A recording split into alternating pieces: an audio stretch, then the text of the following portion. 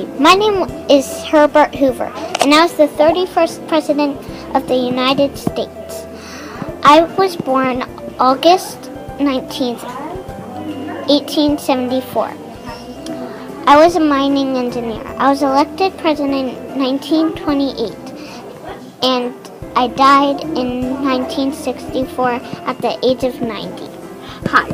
Hey, my name is Andrew Jackson, and I was the 7th President of the U.S. I was a lawyer and served in the military. My troops beat the British. I used my power to veto bad ideas. I died in 1845. My nickname was Old Hickory.